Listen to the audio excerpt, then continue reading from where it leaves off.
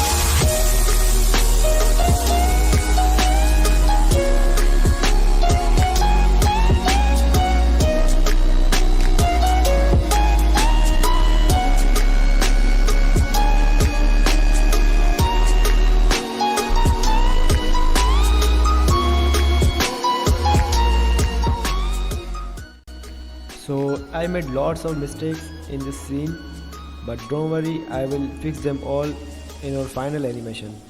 So if you are really interested in watching that animation, then you can subscribe to our channel and hit the bell icon so you will be notified whenever I'll upload the video. So about that animation, I'll be uploading it maybe next week, so wait till then.